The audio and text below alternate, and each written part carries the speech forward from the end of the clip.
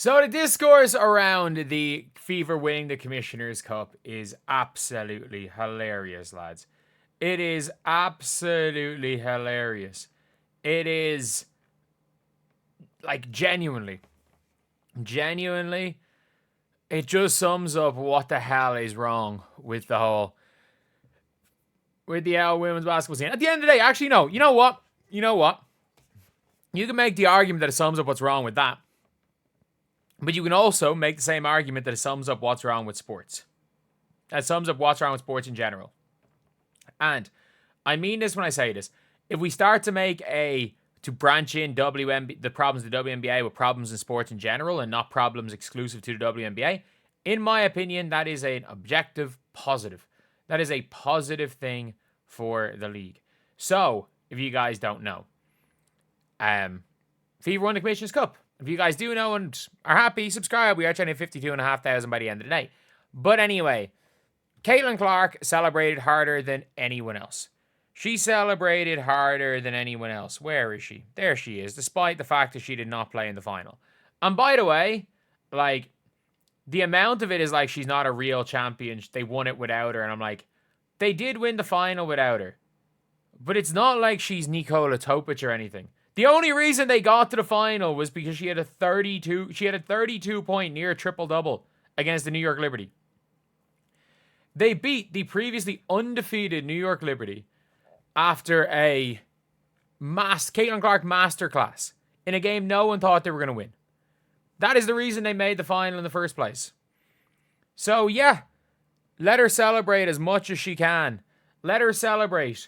And you've seen other things where it's like, apparently now, during their whole viral celebrations, Sophie, Caitlin, and Lexi pouring, you know the way they were all pouring champagne all over each other?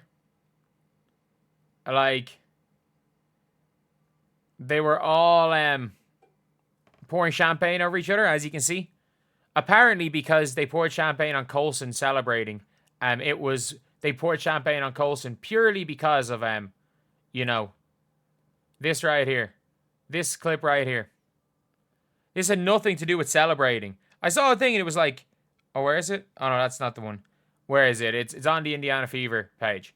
But apparently, Kate, this right here, according to some of the rival fans, and by the way, according to, the L shoe reviewer, and again, this is what I took from it. Maybe their implication, what they were saying was different. But Caitlin just goes, I'm going to get Sid when she comes in. So they're all pouring champagne all over each other. And,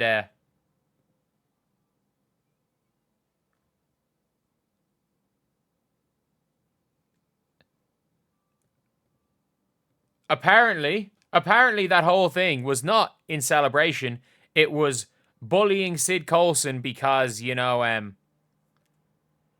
for her, it's harder to get the champagne out of her hair. I kid you not. I kid you not, some of these things. Like, and then, yeah, I just saw this post. Obviously, I'm not going to, again, share the original post. This is someone saying, you would never guess, well, maybe you would at this point, but they're being called racist for this. Yeah. Like, that is the funniest thing. Not only is there that, there is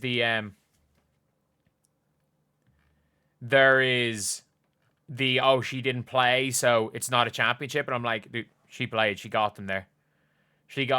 Like, her impact was basically felt in what she did to get them to the final. Like, she got that team to the final with that win against the New York Liberty. And by the way, she was also exceptional in the win against Connecticut as well. So she was huge in those two wins, getting them to the Commissioner's Cup final. And you can say genuinely, regardless of how much credit, do you want to give Caitlin Clark the most credit for them winning? Hell no. Of course you don't.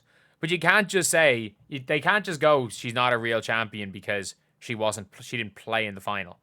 Like, by that logic, Bree Turner shouldn't deserve it because Caitlin Clark played more minutes.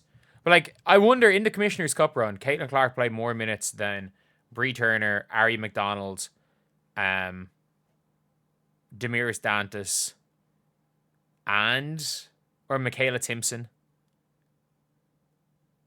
Did she play? She didn't play more than Sophie Cunningham, did she?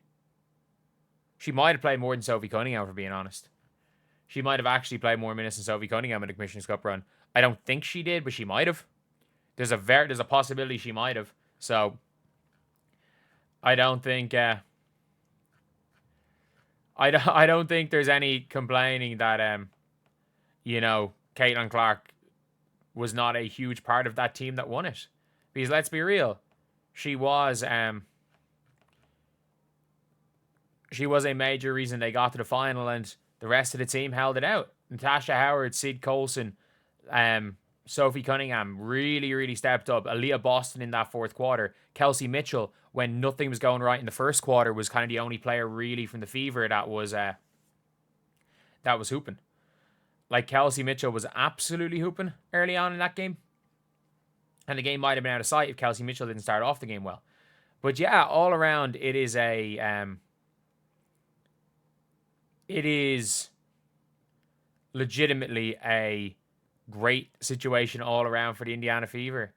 And you just know it that the rival fans are going to say that she won nothing, she didn't deserve to win it. Just like, if we're going to be honest, just like if you guys have heard, when Cristiano Ronaldo won, when he won the Euro 2016 and got injured in the first minute of the final, and the team won without him, the discourse was they won without him, they were better without him. When players have gone down and won championships without those players, like when they've won finals, a lot of the time they will say, oh, that player didn't do anything. So at the end of the day, look, if it's a problem with sport, if it's a sport-wide problem, then it's not the end of the world.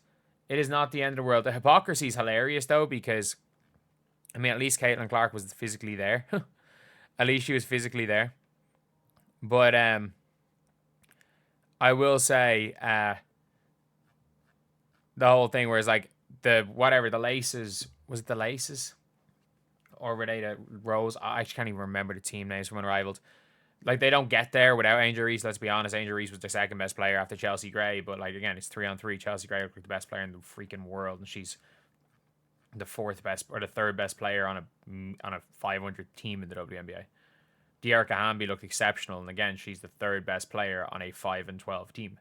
But yeah, anyway, let me know what you guys think in the comments section below. Do you guys agree with what I'm saying? Do you guys disagree with what I'm saying? And as always, thank you guys for watching. Please like, comment, and subscribe. We are so close to 52.5k, lads. Thank you guys for all the support recently. So yeah, I'll see you guys.